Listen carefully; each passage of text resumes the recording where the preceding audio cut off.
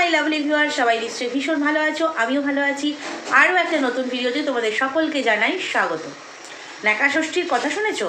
ন্যাকা ষষ্ঠী পরকিয়া করবে অথচ কেউ কিছু বলতে পারবে না। অবশ্য নিজে স্বীকার করছে যে হ্যাঁ আমি তো দোষ করেছি। আর প্রেমী কাকে বলে গো? আমরা জানি প্রেমই বলে, মানে উচ্চারণটাও এত নাকি শিক্ষিত। বাবারে বাবা, এদিকে সন্দীপকে হচ্ছে ঠুকে ঠুকে কথা বলে অশিক্ষিত বলে। তো তার যারা মানে কি বলবো ভালো ভিউয়ার্স আছে তারা বুঝতে পারছে না তাদের এই নায়িকা প্রেমী বলে। প্রেমী প্রথমেই শুরুতে বলছে বিয়ান, কথাটা অ্যাকচুয়ালি বিয়ান নয়, বেয়ান। তো তার জন্য এনেছে মাছ মাংস, বাড়িতে সবাই মিলে এসছে বলে, কুটুম এসছে বলে মাছ মাংস সবজি দই মিষ্টি ব্লা ব্লা অনেক কিছু এসছে, খুব ভালো কথা। কিন্তু দেখেছো কি কখনো আমাদের বাড়িতে ভাই এরকম নিয়ম নেই? কাদের আছে বলো বা কাদের নেই বলো, যে একটা জিনিস মিষ্টি ঢালছি আমি, প্যাকেটে করে মিষ্টি এসছে আমি ঢালছি, মানে এতটা লোভ, সেই মিষ্টিটা তো 5 জন খাবে, মিষ্টিটা তো এঁটো হয়ে যেতে পারে। সেখানে কি করছে, যে হাতে রস লেগে রয়েছে সেটাকে চাটছে, চেটে সেই হাতেই কিন্তু আবার মিষ্টি ঢালছে। এরকম কোথাও দেখেছো? ভাই আমাদের বাড়িতে এইসব নিয়ম নেই, কারণ ওটা হচ্ছে এই যে আমি চাটলাম আমার হাতটা এঁটো হয়ে গেল, সেই হাতটাতেই আমি বাকি মিষ্টিগুলো ঢালছি। হ্যাঁ আমি যদি নিজে একা খেতাম নো প্রবলেম, কিন্তু সেই মিষ্টিটা আমি বাড়িতে কুটুম আসবে আমি তাদেরকে দেবো, ঠিক আছে, আপ্যায়ন করব। এইভাবে চেটে চুটে আপ্যায়ন, নিজে আগে চেটে চুটে নিয়ে আপ্যায়ন, এগুলো চোখে ঠেকে বলেই আমরা বলি আর কি। তো সত্যি কথা। তারপরে দেখলাম রান্নাবান্না হচ্ছে। কোথায় রান্নাবান্না হচ্ছে? না ছাদে হচ্ছে, উনুন জেলে ছাদে রান্নাবান্না হচ্ছে। এই জিনিসটা কিন্তু আমরা এতদিন দেখিনি। এখন কিন্তু ছাদে যেন কাদের রান্নাবান্না হয় আমরা সবাই জানি কাদের হয়, সন্দীপদের হয়েছে। তো ওকেও তো করতেই হবে, কারণ কপি না করলে তো ঠিক চলবে না। তো কপি তো বরাবরই করছে, সেটা আমরা দেখতে পাচ্ছি। তো কপি হলো, রান্নাবান্না হলো। কোথায় দেখেছো গো বাঁধাকপির তরকারি এবং বিট গাজর ভাজা মানে একই থালাতে দুভাগে রাখা হয়? হ্যাঁ অনেক সময় কি হয়, একটা থালায় নিয়ে হয়তো বেগুন ভাজা আলু ভাজা বিভিন্ন ভাজাভুজি হয়তো একটা থালাতে রাখা হয়, কিন্তু তরকারির সঙ্গে ভাজা এক থালাতে, এটা একটু কীরকম দৃষ্টিকটু লাগলো আর কি।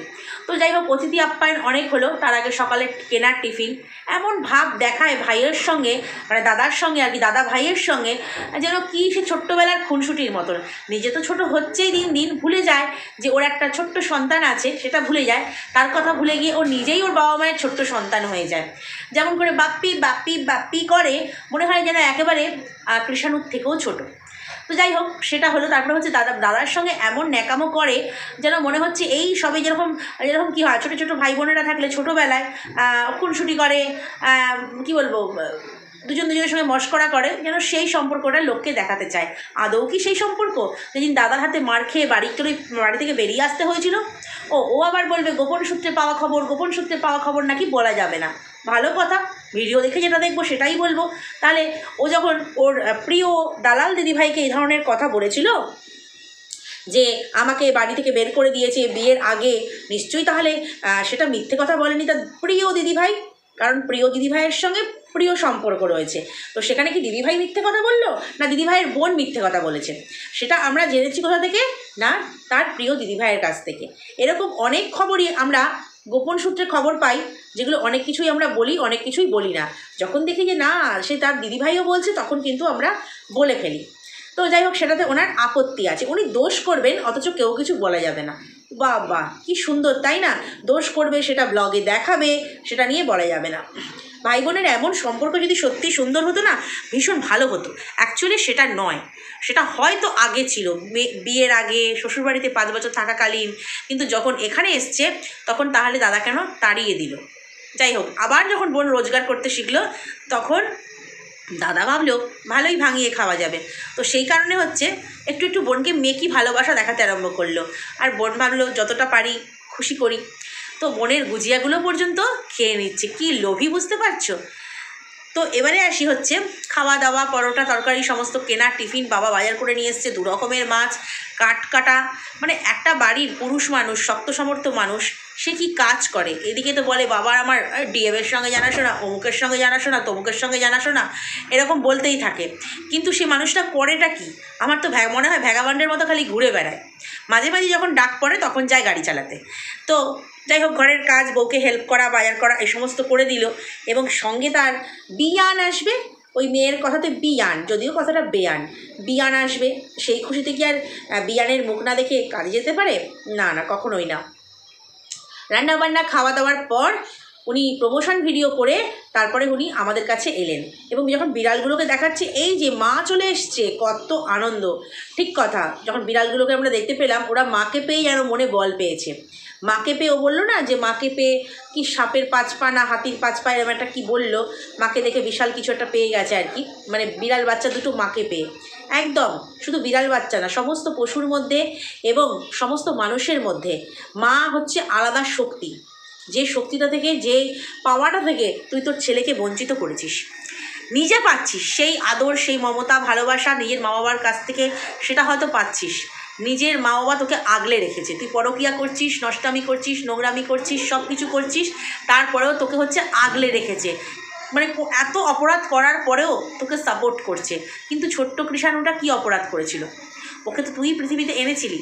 এমন নয় যে ও নিজে থেকে ঝপাস করে ওপর থেকে পড়ে গেছে, তা তো নয়, তুই নিজে এনেছিস, তারপরে ওকে কষ্ট দিস কী করে? তুই বিড়াল ছানার ভালোবাসা দেখছিস আর নিজের কী বলবো বাচ্চাটা যে মায়ের ভালোবাসা হারাচ্ছে সেটা তোর মনে হচ্ছে না একবারও।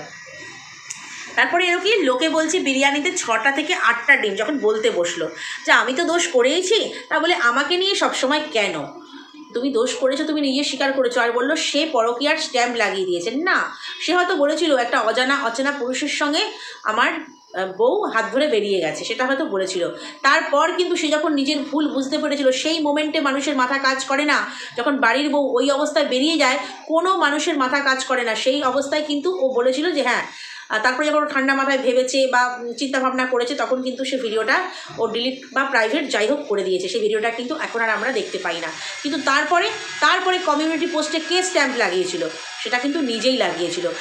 আমার প্রেমিকের নাম অমুক, আমার তার হাত ধরা আছে, বরাবরই সে আমার সাথে আছে, আমি তাকে ভালোবাসি, সে শেষ পর্যন্ত থাকবে, হ্যানা তানা করে প্রেমের কাহিনী কে গিয়েছিল? সেটা তো নিজেই নিজেকে স্ট্যাম্প মেরেছিল। কারণ স্ট্যাম্পটা পরকীয়ার মেরেছিল সন্দীপ প্রথম ভিডিওতে।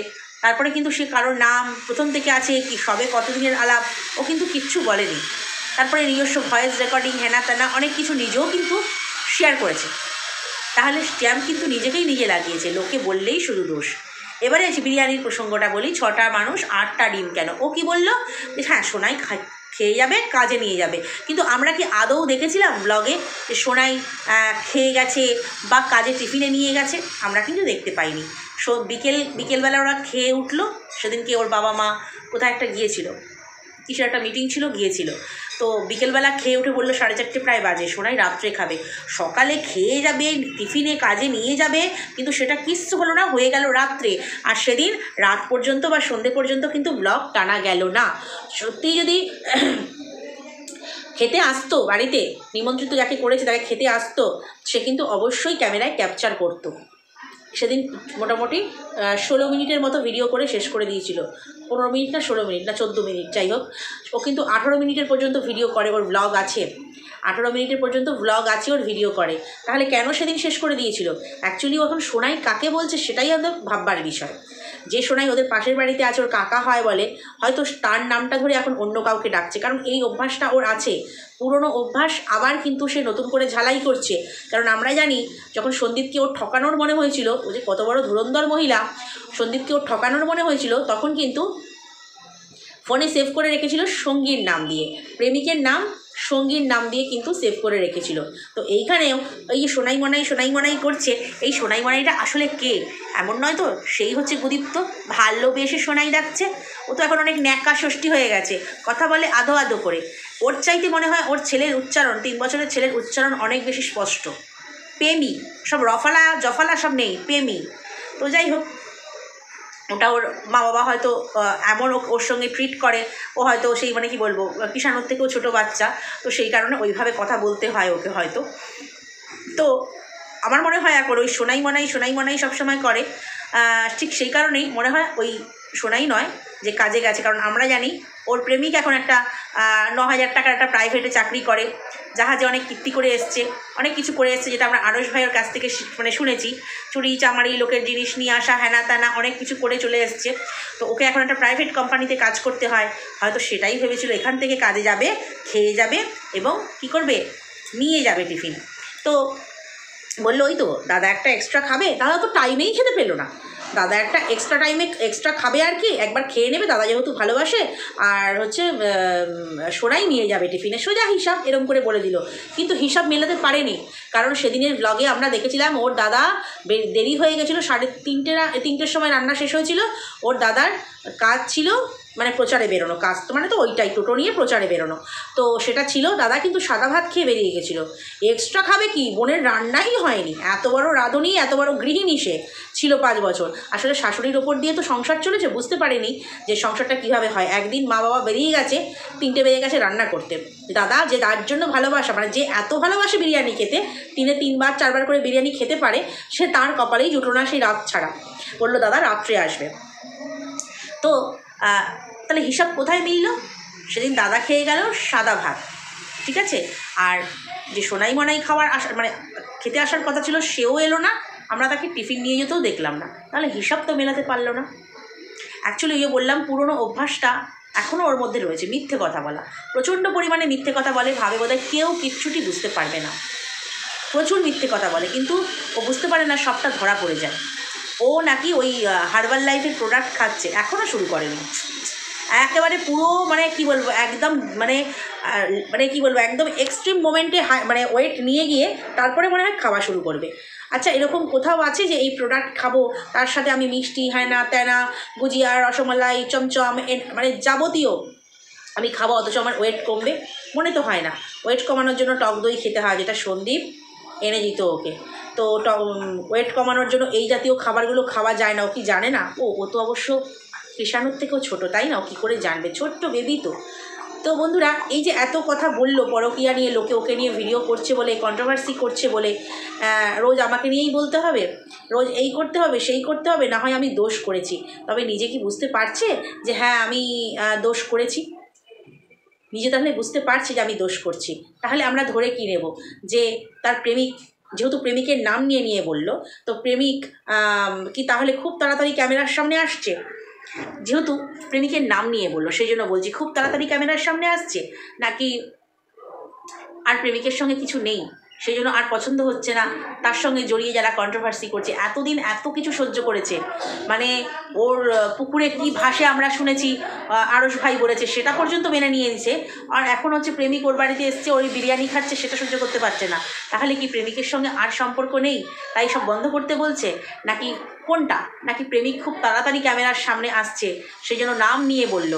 সেটা সময়ই বলবে, তাই না? তবে একটা কথা বলি, আমরা ওর খারাপ হয়তো কেউই চাই না, যারা ওকে খারাপ বলি, গালবন্ধ করি, বা কমেন্ট বক্সে যারা নেগেটিভ কমেন্ট করে, ওর কিন্তু খারাপ কেউই চায় না।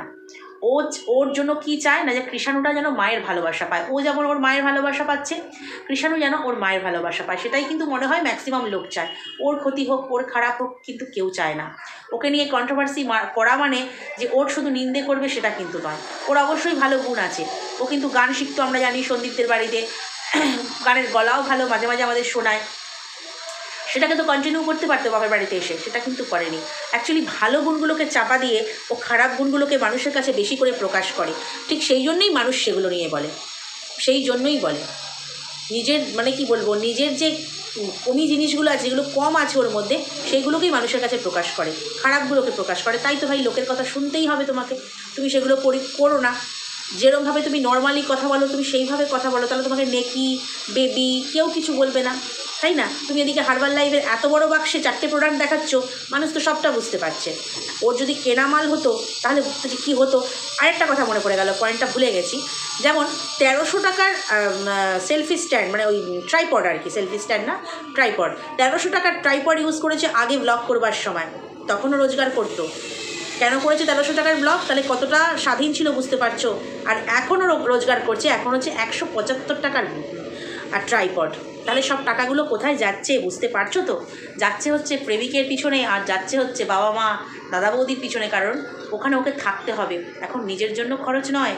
আর সেই মানুষটা যে 1300 টাকার জিনিস ইউজ করে এসছে, সে কখনো 175 টাকার জিনিসে তার মন ভরবে না, পেট ভরবে না, মনই ভরবে না। সবচেয়ে বড় কথা, পেট ভরবার কথাটা এই সেন্সে, খাওয়ার জিনিস নয়, পেট ভরবার কথাটা এই সেন্সে বললাম যে দেখবে দামি জিনিস ব্যবহার করে এসছে না, তুমি মনে করো না, যেমন ধরো ল্যাকমি নেল পালিশ, আমি কোম্পানির নাম ধরেই বলছি, কেউ যদি ব্যবহার করে তার কি 20 টাকার নেল পালিশ ভালো লাগবে না, ভালো হলেও কিন্তু ভালো লাগবে না। সে 1300 টাকা জিনিস ব্যবহার করে এসছে, এখানে দেখে 175 টাকা জিনিস কিনতে হচ্ছে। কোথায় অধঃপতনে গেছে বুঝতে পারছো বন্ধুরা? যা রোজগার করছে সব ভূতে খেয়ে নিচ্ছে, ওরা ভূতের বেগার খাটছে। তো চলো বন্ধুরা, জানি না আমার সঙ্গে কারা কি একমত হবে। যদি কোথাও ভালো লাগে তাহলে লাইক কমেন্ট শেয়ার করে দিও, আর চ্যানেলটা সাবস্ক্রাইব করে আমার সঙ্গে থেকো, যাতে নিত্য নতুন ভিডিও তোমাদের সামনে আনতে পারি। তোমাদের কমেন্ট, তোমাদের লাইক ভিডিও তৈরি করতে কিন্তু উৎসাহ বাড়ায়।